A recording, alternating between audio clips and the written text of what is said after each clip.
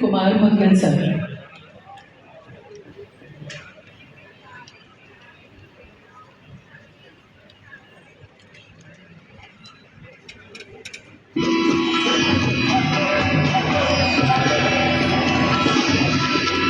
Good morning, everyone.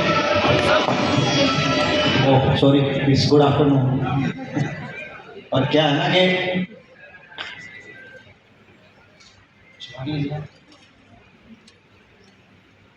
पीछे से demand आई है कि इंट्रोडक्शन पीपीटी अभी शुरू नहीं हुई, आप रुक जाएं।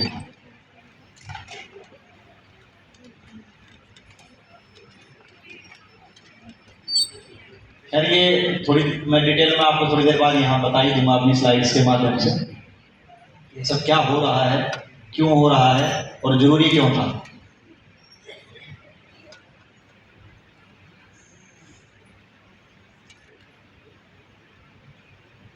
और इसी के साथ जब तक सर का इंट्रोडक्शन चल रहा है, उनके अचीवमेंट्स को हम देख रहे हैं, एक इन्फॉर्मेशन आप तक पहुंचाना चाहते हैं कि अभी हम जिनका प्रेजेंटेशन देख रहे थे, professor Krishna N Sharma sir, जो लोग भी उनके सुपरविजन में पीएचडी करना चाहते हैं, आप उनसे संपर्क कर सकते हैं और इसका लाभ ले सकते हैं।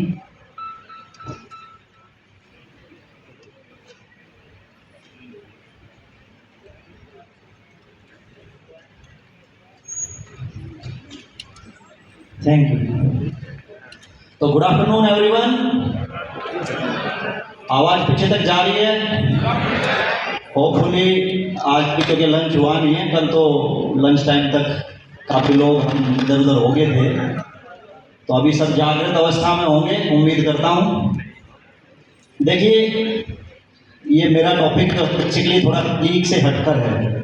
लीग से हटकर इसलिए क्योंकि मेरे से प्राय जितने भी स्पीकर यहाँ मौजूद रहे उन सब ने कुछ फिजियोथेरेपी मैनुअल टेक्निक्स, कुछ मैन्योर्स, कुछ लेटेस्ट टेक्नोलॉजी, इन सब विषय पे अपनी बात रखी और जाहिर तौर पर वो हम सब के लिए बहुत ही ज़रूरी विषय थे और बड़ा अच्छा रहा उनका अनुभव हमारे साथ, हमें बहुत कुछ सीखने को मिला।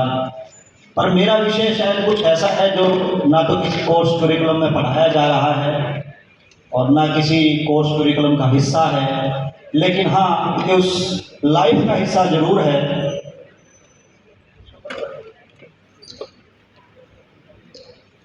ये उस लाइफ का हिस्सा जरूर है जब डिग्री करके हम लोग अपने इस प्रोफेशन में एंटर करते हैं तो बहुत सारे यंग पर्सन, बहुत सारे सवाल हमारे मन में होते हैं। मेरे मन में भी थे जब मैं स्टूडेंट था, डिग्री करके जब मैं आपको हुआ तो मेरे मन में भी कुछ सवाल थे कि अब रजिस्ट्रेशन कहाँ होगा, कैसे होगा, कौन सी बॉडी है, लीगल क्या, इलीगल क्या। तो मैंने महसूस किया कि लीगैलिटी के विषय में हमारे लोगों में जानकारी और जागरूकता दोनों ही कम है, क्योंकि मैंने पहले ही बताया कि कोर्स करिकुलम का हिस्सा नहीं है और उसी जानकारी के अभाव में फिर हमें जो भी आधी अधूरी जानकारी जहाँ से भी मिलती है हम उसको इकट्ठा कर लेते हैं, गैदर कर लेते हैं और उन्हीं चीज़ों को उस तरीके से मूव ऑन करते हैं। तो आज का विषय कुछ ऐसा ही है कि physiotherapy and it's recent advances in the terms of legislation कि लीगली लीगली क्या सही होना चाहिए, कैसे होना चाहिए, इन तमाम विषयों पर आज चर्चा है। आउटलाइन ऑफ टॉक में आप देख रहे हैं कि फिजियोथेरेपी क्या है, ब्रांचेस क्या है। बेसिकली ये सारी चीज़ें स्लाइड का हिस्सा जरूर हो सकती है पर मेरे टॉक का हिस्सा नहीं है, क्योंकि इन चीज़ों के बारे में जानकारी आप लोगों को उम्मीद करता हूँ मेरे से बेहतर ही है। जो बैठे हैं उनको मेरे से बेहतर है और जो पीछे बैठ रहे हैं नो डाउट आज नहीं तो कल उनको भी जानकारी बेहतर हो जाएगी। बट जो लीगल विषय है, क्योंकि मैंने कहा सिलेबस का पार्ट नहीं है, तो according to WCPT, World Confederation of Physical Therapists, it is defined as the area of health responsible for promoting, developing, maintaining people maximum movement and functional ability throughout their lives. तो basically हम लोग कोई साधारण इंसान नहीं है। Physiotherapist is a movement scientist. आप लोग सिर्फ science of illness, science of wellness के लिए काम कर रहे हैं। आप लोगों को स्वस्थ बना नहीं रहे, स्वस्थ रख भी रहे हैं। तो ये अपने आप में फिजियोथेरेपी है और इसको वर्ल्ड में माना है, वर्ल्ड कॉन्फेडरेशन ऑफ फिजियोथेरेपी के लिए डेफिनेशन दी है। Next, as per international standard classification of occupation ISCO code 2264, physiotherapist assess, plan and implement rehabilitative programs that improve or restore human motor function, maximize movement ability, relieve pain syndrome, treat or prevent physical challenges associated with the injuries, disease and other impairment. तो basically ये ISCO code की बात क्यों हो रही है? कुछ state में आज भी जब लीगलिटी की बात करेंगे तो बहुत सारे स्टेट आज भी ऐसे हैं जहां फिजियोथेरेपी के इंडिपेंडेंट काउंसिल नहीं है, और वहां कहीं ना कहीं पैरामेडिकल बोर्ड्स इस तरीके से बोर्ड काम कर रहे हैं कि ये क्लासिफिकेशन क्लियरली डिफाइन कर रही है कि we are different from the paramedics. Physiotherapy is a separate profession with a separate identity, separate coding at international level. लेकिन फिर भी हमारे यहाँ कुछ ना कुछ कम्युनिकेशन गैप कहो, कुछ पॉलिसीज का गैप कहो, तो बेसिकली कुछ इस तरह की सिचुएशन है कि कुछ स्टेट में काउंसिल फंक्शनल है तो वहाँ एक सेपरेट आइडेंटिटी की तरह ट्रीट किया जा रहा है, अदरवाइज क्लब कर दिया गया बाकी के और प्रोफेशंस के साथ. तो फिजियोथेरेपी अपने आप में है, वो मैंने अभी आपको बता ही दिया. These are the branches. आप इसमें ध्यान से देखेंगे ऊपर वाली सारी ब्रांचेस लगभग हमारे अराउंड जितने भी इंस्टीट्यूट्स हैं हम इजीली देख रहे हैं. और लास्ट में आप एक पॉइंट देखिए, फिजियोथेरेपी फॉर एस्ट्रोनॉट्स, यानी कि एंटी ग्रेविटी प्लेन में भी क्या एक्टिविटी हो सकती है उसके लिए भी आज फिजियोथेरेपी का इस्तेमाल हो रहा है. तो आप समझ सकते हैं कि आपकी अहमियत क्या है. आप बिल्कुल एक ग्राउंड लेवल पे जो एक प्लेयर खेल रहा है वहाँ से लेकर जो स्पेस में जाने की तैयारी कर रहा है वहाँ तक आप लोग इफेक्टिव हैं, आप लोगों की ज़रूरत है, आप लोग कारगर हैं.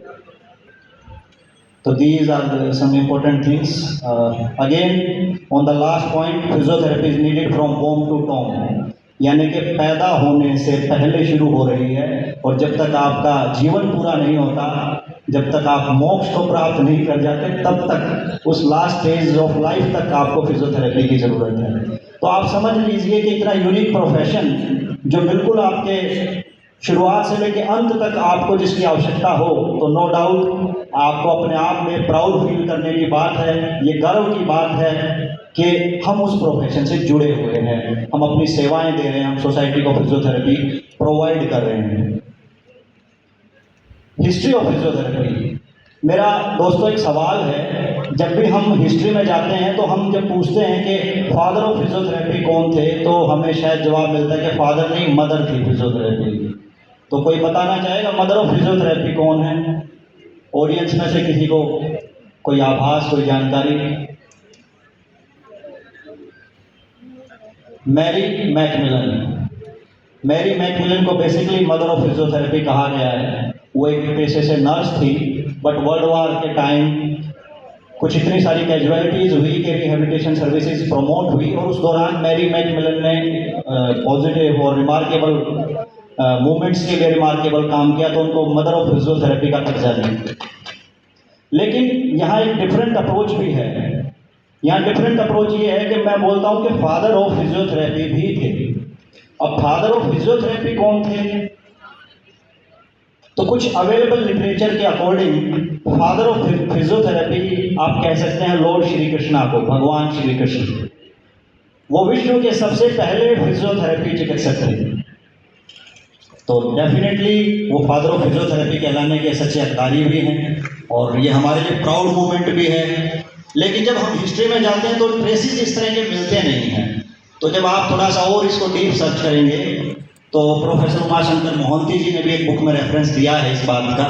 श्रीमद् भगवत महापुराण 3100 BC टू 2000 BC के अराउंड, उसमें लिटरेचर अवेलेबल है कि कुब्जा एक उनकी डिवोटी थी, फीमेल डिवोटी, जिसको स्पाइनल डिफॉर्मिटी थी, काइफोस्कोलियोसिस बेसिकली कंडीशन थी उनको, और उन्होंने उसको ट्रैक्शन की मदद से, मैनुअल ट्रैक्शन की मदद से उन्होंने उसके स्कोलियोसिस को ट्रीट किया था.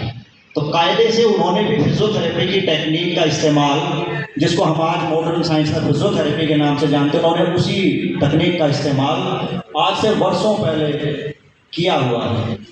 तो ये हमारे लिए प्राउड की बात है. लेकिन अनफॉर्चुनेटली हमारे सिलेबस का, क्योंकि मैंने पहले ही कहा कि इन चीज़ों पे हम फोकस नहीं करते, जबकि हमें करना चाहिए. करना क्यों चाहिए, उसकी भी एक वजह है दोस्तों. अगर हमें अपने इतिहास का पता है तो डेफिनेटली हम अपना भविष्य बेहतर बना सकते हैं. जिन लोगों को अपने इतिहास की जानकारी नहीं होती वो हमेशा कहीं ना कहीं मार ही खा जाते हैं, वर्तमान में हमेशा पिछड़ते ही पिछड़ते हैं. तो इसलिए ये चीज़ें हमारे सोचने और समझने की हैं. तो जब एक इतनी ब्यूटीफुल साइंस जिसकी इतनी एंशियंट हिस्ट्री है, भगवान लॉर्ड श्री कृष्णा से लेकर आगे आने वाले योग। अब जब हम और आगे आएंगे तो सुश्रुत संहिता हम सब जानते हैं कि हमारे यहाँ सुश्रुत संहिता का प्रचार प्रसार है, उसी को हम मानते हैं कि वो हमारा ट्रेसेबल एक लिटरेचर है जो होता है कि मेडिकल साइंसेज हमारे यहाँ से कैसे ओरिजिनेट होती हैं। तो उन्होंने भी इस चीज़ को डिस्कस किया अराउंड 1600 BC कि हमारे पास बहुत ब्रीदिंग एक्सरसाइज है, बहुत सारी फिजिकल एक्सरसाइज हैं जिससे हम ठीक कर सकते हैं, और वही हम फिजियोथेरेपी में आज भी कर रहे हैं। उसके बाद अगर आप आएंगे तो योग पे आ गए, उसकी भी 5000 हिस्ट्री, ओल्ड हिस्ट्री है। योग हमारे यहाँ से ओरिजिनेट हुआ, हमारे यहाँ से सारी उसकी क्रियाएं हैं, और 800 के करीब अलग अलग तरह की योग के अंदर क्रियाएं हैं। तो फिजियोथेरेपी भी कहीं ना कहीं हमारा साइंटिफिक मेथोडोलॉजी के साथ प्रूवन सिस्टम ऑफ मेडिसिन है जिससे हम लोगों को ट्रीट करते हैं। प्रेजेंट में अगर एजुकेशन की बात करें कि इंडिया में एजुकेशन कहाँ स्टार्ट हुई, तो बेसिकली 1972 के अराउंड ट्रेसेस हैं कि गवर्नमेंट मेडिकल कॉलेज फिजियोथेरेपी, और 1960 के अराउंड ये दिल्ली मुंबई में बेसिकली सबसे पहले सारी चीज़ें शुरू हुई, वहाँ से फिर ये धीरे धीरे धीरे। और प्रेजेंट में अगर हम आ जाएँ तो अराउंड 911 आज के दिन हमारे पास यूनिवर्सिटी हैं, जिसमें 400 state, 126 deemed, 48 central and 337 around private. ये नंबर कम ज़्यादा हो सकता है क्योंकि इस बीच भी कुछ और नई चीज़ें आई होंगी। तो आप समझ के चलिए कि फिजियोथेरेपी अब कितना एक वाइड लेवल पर, अब हर स्टेट में आपको एक फिजियोथेरेपी आराम से एजुकेशन प्रोवाइड मिल जाएगी, यूनिवर्सिटीज़ हैं, इंस्टीट्यूट्स हैं, तो एजुकेशन तो हमें इजीली मिल रही है, नो डाउट। लेकिन उसके बाद की चीज़, these are some regulatory authorities of physiotherapy and other medical professionals. अब आप MBBS, BDS, BMS, BHMS, B pharmacy, nursing, अगर इन प्रोफेशन की बात करेंगे तो आपको सबको पता होगा कि इन सब के लिए सेपरेट काउंसिल्स हैं जो इन सब को रेगुलेट करती है, और आज से नहीं है, बहुत पहले से, जो इनकी एजुकेशन को भी रेगुलेट कर रहे हैं और इनकी प्रैक्टिस को भी रेगुलेट कर रहे हैं। लेकिन फॉर्चुनेटली और अनफॉर्चुनेटली आप इसको अब कुछ भी समझ लीजिए कि हमारे यहाँ ऐसी कोई व्यवस्था नहीं हो पाई पक्के तौर पर, जो पूरे देश में एक ही कोई इंडिपेंडेंट काउंसिल होती जिसमें फिजियोथेरेपिस्ट सारे के सारे रजिस्टर्ड होते और पूरे देश में एक ही नॉमेनक्लेचर, एक ही नियम, एक ही रेगुलेशन फॉलो किया जाता, तो वो अभी तक भी पॉसिबल नहीं हो पाया है। बट क्या पॉसिबल हो पाया है, in on 28 March 2021 the national commission for allied and health care profession act 21 pass by the government of India. काफी सारी एसोसिएशंस ने मिलकर जब प्रयास किया, क्योंकि एक चीज और मैं आपको यहाँ बताना चाहूंगा दोस्तों कि किसी भी प्रोफेशन में दो चीजें हैं, एक तो है उसकी एसोसिएशन यानी कि प्रोफेशनल बॉडी जिसमें सारे लोग मिलके एक ही प्लेटफॉर्म के अंदर काम करते हैं, और दूसरी है वहाँ की काउंसिल, वो है रेगुलेटरी बॉडी बेसिकली, तो वो रेगुलेट करने का काम करती है। तो दो चीजें हैं, हर प्रोफेशन में ऐसा है, ऐसा नहीं है कि सिर्फ फिजियोथेरेपी में ऐसा, ही हर प्रोफेशन में ऐसा है। तो यहाँ हमारे यहाँ भी कुछ ऐसा ही है कि एक प्रोफेशनल बॉडी है और एक रेगुलेटरी बॉडी है। तो मैं मंच पे यहाँ सामने बैठे हुए साथियों से जो फर्स्ट रो में है पूछना चाहूँगा, उम्मीद करता हूँ उनको प्रोफेशनल बॉडी पता होंगी कौन कौन सी हैं हमारे बीच। Anyone? IAP, Indian association of physiotherapy, वो स्टेट है, नेशनल लेवल। MIAP तो just a member of Indian association of physiotherapy, MIAP not an association, IAP is association, MIAP is a membership. कोई और? बिल्कुल, AIAP ये भी एक एसोसिएशन है। SIP, भास्कर जी का नॉलेज क्योंकि सीनियर है, नो डाउट ज़्यादा है। तो दोस्तों हमारे देश में बहुत सारी नेशनल एसोसिएशन हैं। अब नेशनल एसोसिएशन बहुत सारी हैं, लेकिन फिर भी जानकारी का अभाव है, हम एक दो को ही जानते हैं, धीरे धीरे जानने लग जाते हैं जब प्रैक्टिस में आते हैं। फिर नंबर आता है कि स्टेट एसोसिएशन। अब हर स्टेट में भी कुछ अलग अलग एसोसिएशन बनी हुई हैं, तो यूपी में भी कुछ एसोसिएशन होंगी, मैं उम्मीद करता हूँ। कोई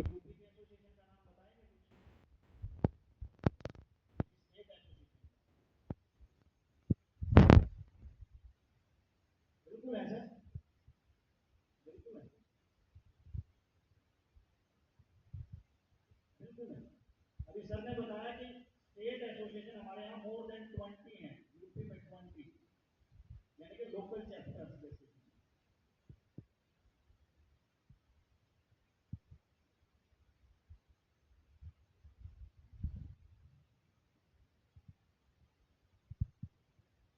बिल्कुल हमारे आदरणीय जो आज हमारे बीच नहीं है, नो डाउट, तो आपके बनारस से ही थे डॉक्टर साहब।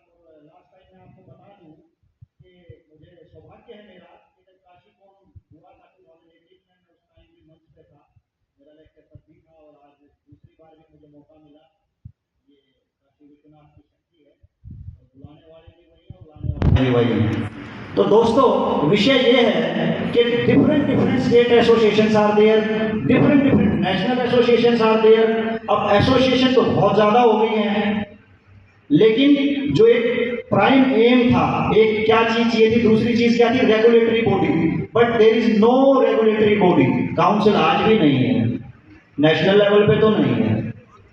लेकिन हाँ,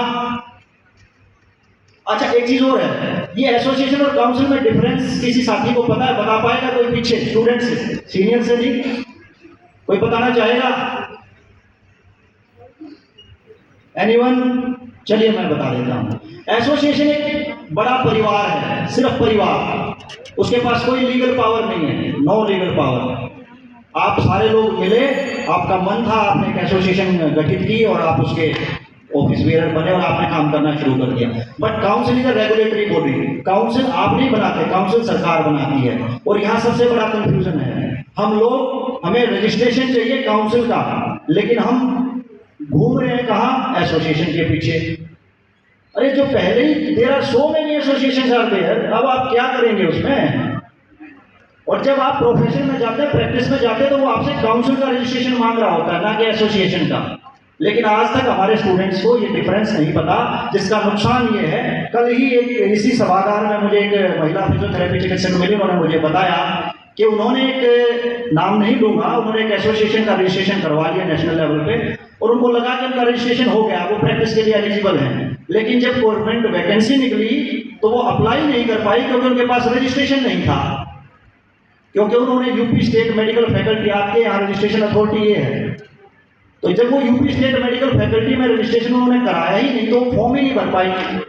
लेकिन उनको जानकारी नहीं थी, उनको ये लगा कि जो एसोसिएशन है वही सर्वे सर्वा है।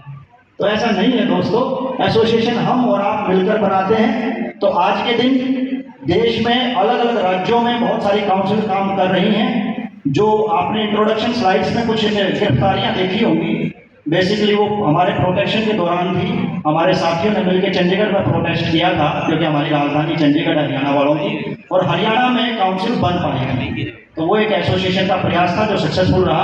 आज भी अलग अलग हिस्सों में स्टेट लेवल एसोसिएशन बहुत अच्छा काम कर रही है और प्रयासरत हैं कि आप सबको आपके हक मिल जाएं। तो आज मौजूदा समय में महाराष्ट्र, गुजरात, छत्तीसगढ़, आंध्र प्रदेश, तमिलनाडु, हरियाणा और झारखंड, ये ऐसे राज्य हैं जहाँ काउंसिल है।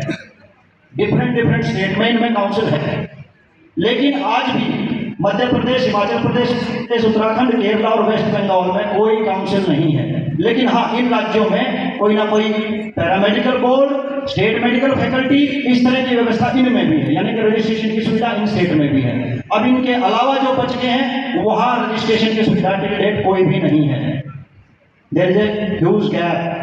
तो इनएडिक्वेसी ऑफ लॉ है डेफिनेटली, क्योंकि जब तक कानून नहीं होगा तो उसका पालन नहीं करवाया जा सकता। मैंने पहले ही कहा, एसोसिएशन लीगल बॉडी नहीं है, ना तो वो क्वेरी को रोक सकती है, ना वो किसी के खिलाफ कोई एक्शन कर सकती है। वो तो एक बड़ा परिवार है, बड़े परिवार में आपका मन है दादाजी की बात मानने का तो मान लो, नहीं है तो मत मानो, ताऊ जी अच्छी बात कह रहे तो मान लो, नहीं तो मत मानो।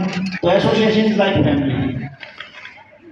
ये प्रेजेंट जो अभी मेरा सवाल था उसका जवाब है कि ये इस तरह की कुछ नेशनल एसोसिएशंस हैं, कुछ स्टेट एसोसिएशंस हैं, और वो सब अच्छा काम कर रही हैं। लेकिन काउंसिल एक डिफरेंट स्ट्रक्चर है, उसको गवर्नमेंट इंस्टीट्यूट करती है। वो एक क्वेसी जुडिशरी बॉडी है, वर्ड आपको दिख रहा होगा, it's a quasi judiciary body, यानी एक ऐसा बॉडी जिसके पास लीगल पावर्स हैं, वो एक्शन ले सकती है, वो गिरफ्तार करवा सकती है, वो सजा दे सकती है। तो ये कुछ स्टेट हैं जिनमें एग्जिस्टिंग काउंसिल है। स्ट्रक्चर में अगर हम काउंसिल में जाएंगे तो इलेक्टेड मेंबर, नॉमिनेटेड मेंबर और एक्स ऑफिशियो मेंबर, इस तरीके के मेंबरशिप है, और वो गवर्नमेंट कंस्टिट्यूट करती है। इस स्लाइड पर मैं 1 मिनट रुकना चाहूँगा। दिल्ली पार्शियली नॉमिनेटेड मेंबर के साथ बनी है, इसलिए उसका स्ट्रक्चर अच्छा है। लेकिन दुर्भाग्य से वहाँ कभी आज तक इलेक्शन नहीं हुआ जब से काउंसिल बनी थी, क्योंकि वहाँ भी इलेक्शन का चलन है। तो इलेक्शन नहीं हुआ तो वो फायदे पूरे मिल नहीं पाए। अब लास्ट हुआ है बिल्कुल अभी 6 महीने पहले, बट वो भी शायद अभी तक पक्के तौर पर उन लोगों को अपने ऑफिस नहीं मिल पाए हैं। लेकिन ये 1995 में बनी थी, उसके बाद पहला इलेक्शन हुआ है 2023 लास्ट, उसके बीच कोई इलेक्शन नहीं था। महाराष्ट्र इलेक्टेड है। जो मुंबई से यहाँ दोस्त बैठे हैं वो बता सकते हैं कि वहाँ फिजियोथेरेपिस्ट को पूरा कानूनी हक है, उनके नाम क्या क्या लिखा होता है, डॉक्टर सो एंड सो, क्योंकि उनकी काउंसिल डॉक्टर एंटाइटल करके देती है, ये देने का अधिकार काउंसिल को है। लेकिन बहुत सारे राज्य अभी भी ऐसे हैं जहाँ काउंसिल तो है बट वो डॉक्टर एंटाइटलमेंट नहीं है। चलिए वो एक लंबा विषय है, उसमें फिर कभी चर्चा करेंगे। बट काउंसिल भी वो अच्छी होती है जहाँ डेमोक्रेसी हो, ऑटोक्रेटिक ना हो, जहाँ आप लोगों का प्रतिनिधित्व ज़्यादा हो, जहाँ फिजियोथेरेपी के मेंबर ज़्यादा हो बजाय किसी पोस्ट टीम के। तो फंक्शन मैंने आपको पहले ही बता दिया कि एजुकेशन और प्रैक्टिस को रेगुलेट करता है। कोर्स 4.5 ईयर क्यों है, क्योंकि ये एक डिज़ाइन स्ट्रक्चर है, ये 5.5 ईयर भी हो सकता था। तो ये सारी चीज़ें रेगुलेशन करने का काम काउंसिल्स के जिम्मे है। आप लोगों के लिए जॉब अपॉर्चुनिटी क्रिएट करने का काम काउंसिल्स के जिम्मे है, लेकिन थ्रू एसोसिएशंस, क्योंकि काउंसिल डायरेक्ट हर आदमी से नहीं मिल सकती, एसोसिएशन रिप्रेजेंटेशन देती है। तो प्रोटेक्शन ऑफ पीपल, ये नहीं कि सिर्फ आप लोगों को बचाने का काम काउंसिल करती है, काउंसिल आपके मरीजों को बचाने का भी काम करती है। क्योंकि जो झोला छाप या क्वैक जो मार्केट में अवेलेबल है, जो आपके नाम से प्रैक्टिस कर रहे हैं, वो उनको नुकसान पहुंचाते हैं, उनके ऊपर एक्शन लेने की जिम्मेवारी भी काउंसिल की है। हाँ, लेकिन कहीं ना कहीं जब तक काउंसिल नहीं है तो उन एसोसिएशनों की भी जिम्मेवारी है जो अपने मेंबर से पैसा लेते हैं रजिस्ट्रेशन का अच्छा खासा। तो उनकी ड्यूटी बनती है कि वो उनकी आवाज़ बने और कंसर्न सीएमओ, हर डिस्ट्रिक्ट में एक सीएमओ होता है, उसको आप कंप्लेंट करें कि हमारे यहाँ ये क्वेरी हो रही है। लेकिन दुर्भाग्यपूर्ण है कि हमारी ऐसी एसोसिएशंस जो फीस तो ले रही है रजिस्ट्रेशन के नाम से, लेकिन वो कर कुछ नहीं रही हैं। और ऐसे मौक़ों पर जब बात की जाती है तो वो बिजी होते हैं, अमूमन कहीं किसी और किसी वर्कशॉप में, किसी सेमिनार में, किसी कॉन्फ्रेंस में, तो कहीं ना कहीं मूल विषय पीछे छूट जाते हैं।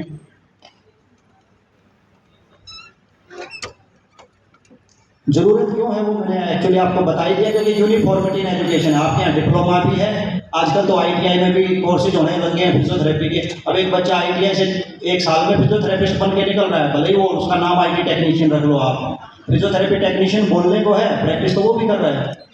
फिर सेकेंड लेयर डिप्लोमा है, थर्ड लेयर बैचलर है, फोर्थ लेयर मास्टर है, नेक्स्ट 5th लेयर पीएचडी है। तो कहाँ तो प्रोफेशन पीएचडी तक पहुँच गया और यूनिफॉर्मिटी आज तक नहीं आई। तो ये यूनिफॉर्मिटी कैसे आएगी? तभी आएगी जब कोई ऐसी जुडिशरी बॉडी होगी, कुछ लीगैलिटी आएंगी प्रोफेशन में।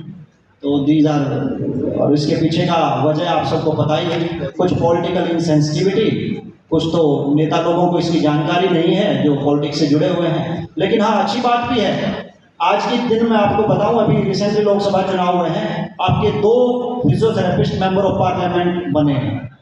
तो 2 लोग आपके आज संसद में बैठे हैं। तो उम्मीद करते हैं कि उन 2 लोगों तक हम पहुंच पाएँ और वो हमारी बात को संसद में पहुंचा पाएँ, ये प्रयास रहेगा। और डेफिनेटली इसको एसोसिएशन को करना चाहिए। और अगर कोई नेशनल एसोसिएशन, जो कि हमारी आईएपी, किसी ने अभी साथी ने नाम लिया था, बता रहे हैं, उससे कोई यहाँ पदाधिकारी बैठे हों तो उनसे मेरी रिक्वेस्ट है कि इस विषय में थोड़ा ध्यान दें, क्योंकि मैं स्टूडेंट था, मैं तब से ही कह रहा हूँ थोड़ा ध्यान दें। और अब मैं प्रोफेशन में आ गया हूँ और शायद ऐसे ही 5-10 साल में मैं रिटायरमेंट की तरफ चला जाऊँगा, पर मेरी रिक्वेस्ट है फिर से कि थोड़ा ध्यान दें, कम से कम इनके लिए ध्यान दें जो पीछे बैठे हैं। जब ये नेशनल अलाइड जो मैंने कमीशन की बात की, जब ये पूरी तरह से फॉर्मेशन में आ जाएगी तो स्टेट में डिफरेंट बॉडी बनाएगी अपनी और ये फंक्शनल होगी। लेकिन हाँ, मूल अभी भी नहीं मिला है कि इंडिपेंडेंट फिजियोथेरेपी काउंसिल, एक सब्सिट्यूट गवर्नमेंट ने दे दिया है, उसका हमें असर शायद आने वाले 2-4 सालों में देखने को मिलेगा। लेकिन अब ये अच्छा होगा कि पूरा ये समय बताएगा, क्योंकि उसमें 56 प्रोफेशनल हैं, एक अम्ब्रेला बॉडी है, उसी के अंदर 56 अलग अलग प्रोफेशन है। तो उसमें हमारा रिप्रेजेंटेशन सिर्फ इतना है कि 56 में 2 लोग हमारे होंगे फिजियोथेरेपिस्ट। तो अब देखते हैं डेमोक्रेसी होगी कि ऑटोक्रेसी होगी। चलिए, endless conversation about change is the barrier and doing something then acting is what is required by David Jacks. तो दोस्तों, बातें बहुत हैं, समय इजाजत नहीं देता। मंच पर हमारे पदाधिकारी बैठे हैं, पीछे से इशारा भी कर रहे हैं, पर क्योंकि मैं हरियाणा से हूँ तो थोड़ा बहुत नोटी होना तो बनता है। और विषय क्योंकि बच्चों के भविष्य का है, तो इसलिए आप लोगों को मैं एक ही बात कहना चाहता हूँ, सवाल करना सीखें, पूछना सीखें, बात रखना सीखें, डेफिनेटली आपका भला हो जाएगा। किसी के भरोसे ना रहें, कोई किसी के लिए कुछ नहीं करता है, सब आपको खुद करना है। अवेयरनेस क्रिएट करें। पहले फिजियोथेरेपी को कोई बहुत कम लोग जानते थे, जब हमारे सीनियर लोग यहाँ बैठे बता देंगे, इक्का दुक्का लोगों को जानकारी थी, आज बहुत लोगों को जानकारी है। और इस जानकारी को अपने स्तर पर आप और फैलाएं। जब लोगों में जानकारी बढ़ेगी तो हमें किसी डॉक्टर टाइटल की जरूरत नहीं है। ये कोई जरूरी नहीं कि कोई काउंसलर में डॉक्टर नहीं लिख के देगी तो हम लोग कामयाब नहीं होंगे, कोई जरूरी नहीं है। हम हेल्थ केयर प्रोफेशन से जुड़े हैं, हम लोगों को ठीक करेंगे, लोगों को भला करेंगे तो डेफिनेटली वो ठीक होंगे। वो हमारी वैल्यू है, बजाय नाम के आगे क्या पीछे क्या, इन चीज़ों में कुछ नहीं रखा। और ऐसी बात नहीं, हमारे यहाँ पीएचडी का स्कोप है, आप पीएचडी कर लें। अगर शौक ही है कि भाई डॉक्टर आएगा ही नाम के आगे तो नॉलेज भी बढ़ जाएगा, डॉक्टर भी आ जाएगा, कोई रोक थोड़ी रहा है आपको। तो एजुकेशन इज एंडलेस प्रोसेस। मैं आज तक सीख रहा हूँ, आगे भी सीखूंगा, आपसे ही सीख रहा हूँ, आप मुझसे सीख रहे हैं। तो बेसिकली ये कॉन्फ्रेंस सेमिनार सिर्फ एक जरिया है ओरिएंटेशन का। यहाँ एक दिन में कोई किसी को रिसर्चर नहीं बना सकता, सिर्फ एक जरिया है बताने का कि फील्ड में नया क्या है, जरूरी क्या है और किस दिशा में हम जा रहे हैं। और मेरा आयोजकों से एक आग्रह भी है कि पांडे जी हैं, BHU वर्ल्ड की सबसे, मैं कहता हूँ भारत में की वर्ल्ड में सबसे पुरानी यूनिवर्सिटी है। इसका एक अपना गौरवान्वित इतिहास है। इसके मंच पे अगर आज मैं खड़ा होकर बोल रहा हूँ तो मैं ये मानता हूँ कि मैं इस संसार का सबसे लकी इंसान हूँ कि मुझे आज इसके मंच पे बोलने का मौका मिला। और आप उससे भी ज़्यादा लकी हैं कि आप इनके सभागार में बैठे हैं, क्योंकि बहुत से लोग ऐसे होंगे जिनको कभी इस यूनिवर्सिटी में घुसना नसीब नहीं हुआ और वो शक्ति घुस भी नहीं पाएंगे।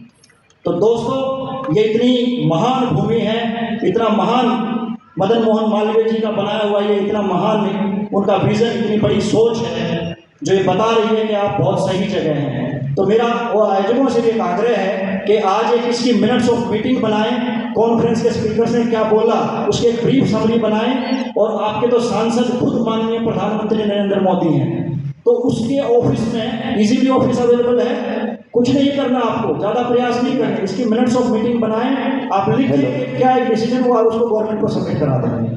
दोस्तों, वक्त हमें इजाज़त नहीं दे रहा है, नहीं तो डॉक्टर मुदगिल को सुनते सुनते टाइम कब बीत जाता है पता नहीं चलता है। और ये टॉपिक भी बहुत ही ज़रूरी टॉपिक है, क्योंकि जैसे हमारे पास हमेशा बच्चे आते हैं और पूछते हैं इस बात को कि हमें क्लिनिक शुरू करने से पहले रजिस्ट्रेशन कहाँ कराना चाहिए। जैसे आज आप लोगों ने सुना कि एसोसिएशन क्या है, काउंसिल क्या है, बहुत सारे ऐसे सेंसिटिव टॉपिक हैं। और काम कैरियर शुरू करने से पहले इन सब पे हमें लग रहा है कि हर आदमी एक बार उस व्यक्ति से वही बात सुनना चाहता है जो जिम्मेदार है, और हमारे यहाँ जिम्मेदारी है। तो जैसे आपने बताया कि एसोसिएशन है और काउंसिल है, तो डेफिनेटली आप जाके उनसे ये क्वेरी कर सकते हैं। समय हमें इजाज़त नहीं दे रहा है, नहीं तो डॉक्टर मुदगिल को जितना सुना जाए उतना कम है। तो दोस्तों, यदि आप लोगों का कोई क्वेश्चन हो तो ऑडियंस से आप पूछ सकते हैं, एनी क्वेरी।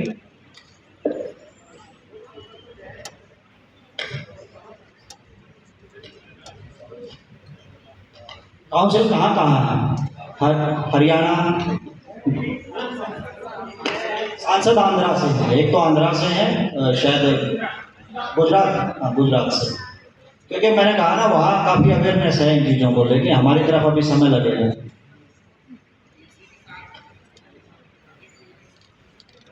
कोई क्वेरी हो तो आप पूछ सकते हैं। Okay ma'am, thank you.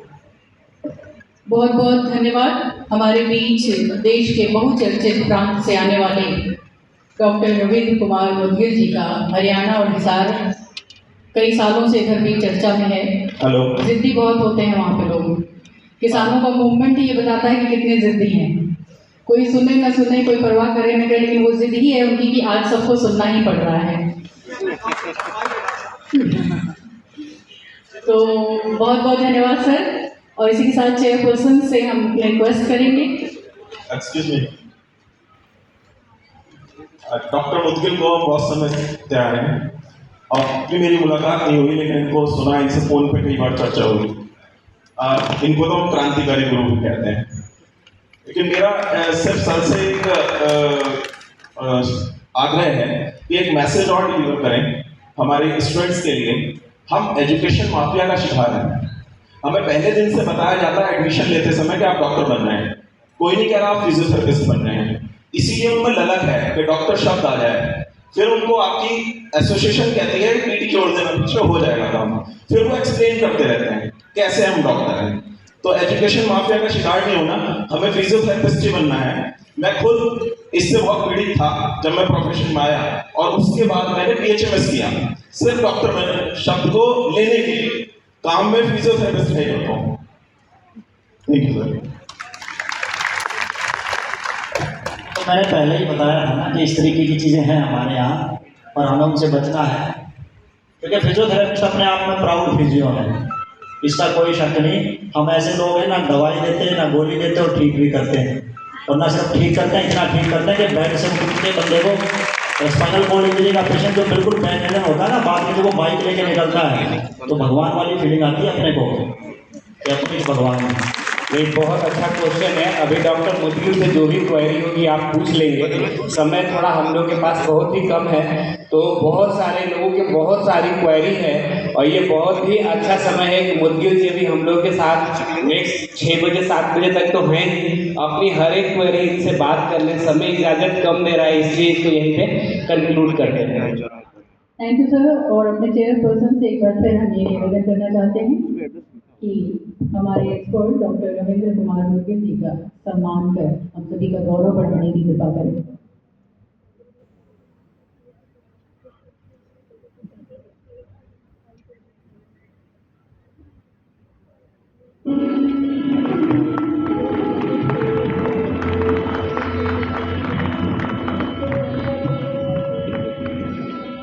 बात अभी अभी महामना की भी चली है, और सच में ये जो यूनिवर्सिटी है जहाँ पे अभी हम मौजूद हैं, वो इस बात का प्रमाण है कि संसाधन न हो तो भी अगर मन में दृढ़ संकल्प है तो हम कहीं तक भी जा सकते हैं और कुछ भी हासिल कर सकते हैं। और आज इस कॉन्फ्रेंस में ये महसूस भी हो रहा है, कल से ही ये महसूस हो रहा है कि बहुत कुछ करने की जिद है और बहुत आगे जाने की जो इच्छा शक्ति है उसी को मुकम्मल करना है। बीच में कुछ बाधाएं तो आती ही रहेंगी, तो कुछ पंक्तियां यहाँ पे अर्ज करना चाहूँगी। कुछ सर्जित कुछ अर्जित